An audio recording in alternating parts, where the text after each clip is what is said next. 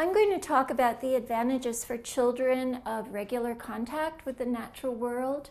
But before I talk about that body of research, I want to stress the advantages for the natural world as well of children's daily contact and regular play and exploration in nature. We have dozens of studies that show that when people play in the natural world as children, they're more likely to act responsibly for the environment when they grow up.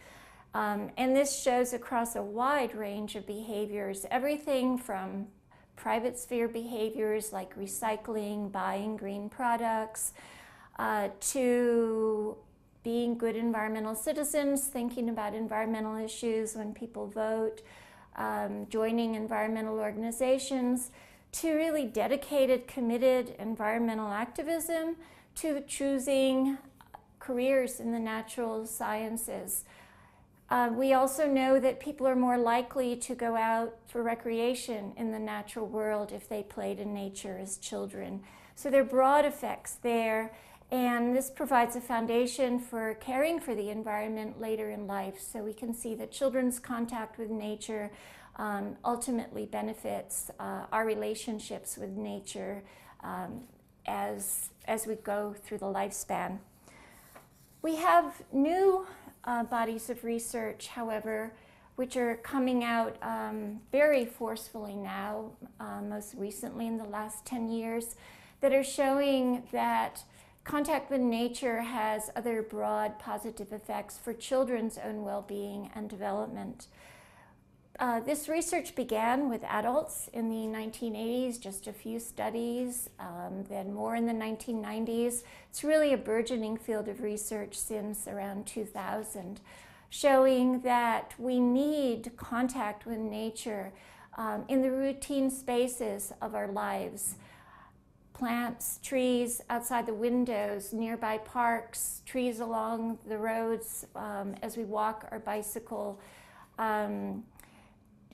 plants in our living spaces, green school grounds for children, naturalized areas around childcare centers, all of these everyday environments. We have hundreds of studies that shows the importance of this routine contact with nature for adult well-being, but we also have now a growing number of studies that show that it's equally important for children. Research, there are two traditions of research that shows the importance of contact with nature for children's well-being. The older research is ethnographic. People interviewed children, asked them to draw and photograph the places where they go during their daily lives. And what they saw with their observation, also following children around, was that children highly value natural areas in their environment of whatever size, whatever quality they can find.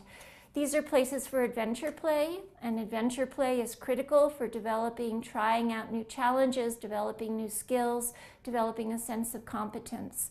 They're also the places where children are most likely to play creatively, imaginatively, and be socially cooperative in their play. And probably many of you remember making tree houses with your friends, or damming creeks, or creating play shops, or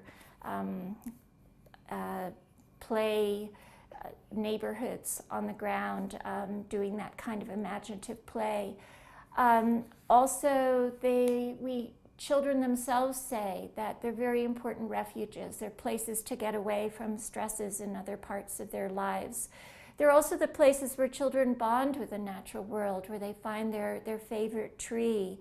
They develop attachment to particular places in nature, and this forms a foundation for what we call ecological identity later in life, that affiliation and attachment to the larger natural environment is an important part of our identity of who we are. We feel that we're part of that.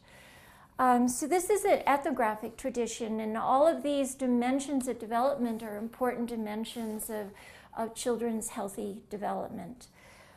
We have more recent, rapidly accumulating research, though, that follows a medical model of research. And it thinks about nature and our exposure to nature as we go through these places of everyday life as a prescription, in effect, as dosages of doses of green, you might call it. Again, there are hundreds of studies in this area with adults, but a growing number of children. And what they show is that in general measures of well-being and health, parents are more likely to say that their children are healthy, they sleep better. Older children are more likely to say that they feel a sense of subjective well-being.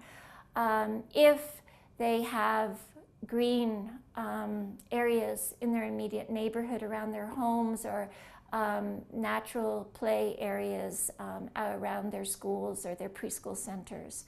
And physiological markers of blood pressure show that children in these areas do have lower blood pressure, which means less stress when they're outdoors in natural areas.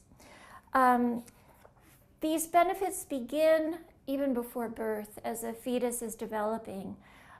We have many studies now which show that children are more likely to be born with a larger birth weight, larger head circumference, very important predictors of health later in their lives.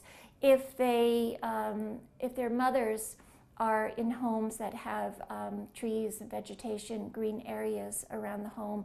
And this is controlling for the social economic status of their parents. And we can think of these, of course, as their habitats for biodiversity as well. So the well-being of children and the well-being of the environment are connected as children grow, but also in the long term, because these kinds of experiences in nature are connected with our caring for the natural environment across our lifespan.